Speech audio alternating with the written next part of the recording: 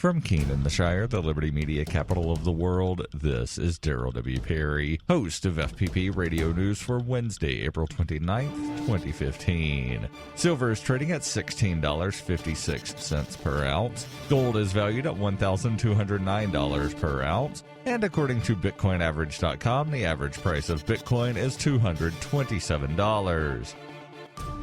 Antiwar.com reports, in an attempt to limit the prospect of overseas meddling, U.S. law requires foreign military aid to be delivered direct to host countries as opposed to just any old army faction the U.S. wants to throw weapons at. That might seem like a straightforward rule, but House Republicans are seeing a pretty straightforward way to circumvent it, announcing their intentions to declare Iraqi Kurdistan as well as some Iraqi Sunni Arab militias as countries of their own for the sake of aid shipments. The latest defense bill includes $715 million in military aid to Iraq to fight the Islamic State and seeks to give 25% of that to the Kurdish Peshmerga and a series of Sunni factions, some of which haven't even been created yet. The Shiite-dominated Iraqi government has sought to limit shipments of arms to other factions during the war against the Islamic State, in particular the Kurdish Peshmerga. It's not hard to see why, as long-standing Kurdish ambitions for independence could be greatly advanced by a flow of U.S. weaponry. Having the U.S. House of Representatives declare the Kurds and a bunch of other people countries in their own right seems to fly in the face of U.S. protestations as they support Iraqi unity, but as a precedent could only open the floodgates to the Pentagon to bankroll factions worldwide.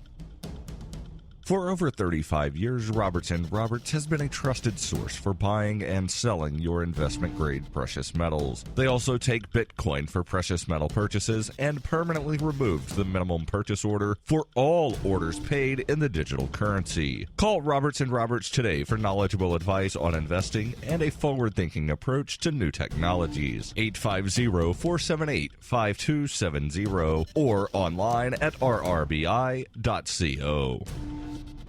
UPI reports 3 days after a 7.8 magnitude earthquake devastated much of Nepal, the United Nations said Tuesday at least 5,000 people are dead and 1.4 million are in urgent need of food. The death toll rose by more than 1,000 people Tuesday, and the Nepalese Prime Minister warned that the total number could jump to over 10,000. More than 8,000 were injured, and that number too is expected to rise. As rescuers continue to search for survivors in the rubble, the UN turned its focus to the 8 million people it says have been affected by the earthquake, namely the 1.4 million people in need of food aid. The UN World Food Program says it plans to provide food aid for 1.4 million people over the next 3 months at a cost of $116.5 million.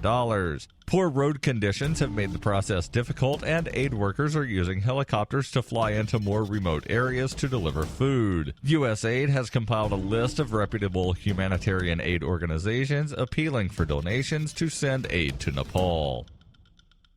ExpressCoin is the best choice for buying Bitcoin, Litecoin, Dogecoin, and more. Get your cryptocurrencies with money order, check, wire transfer, or cash deposit. Get started at expresscoin.fppradio.com.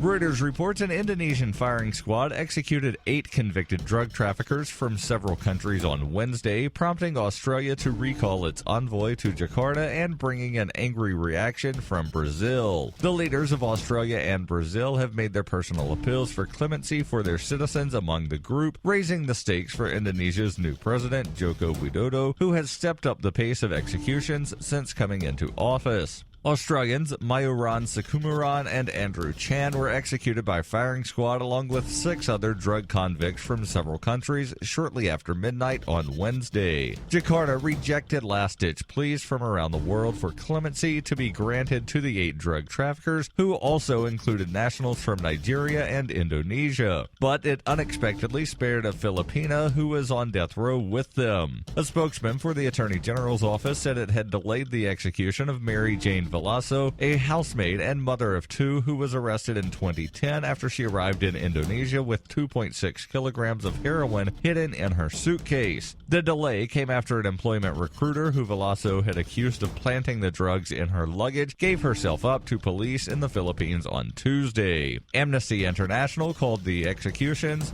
utterly reprehensible. This has been FPP Radio News, online at fppradio.com.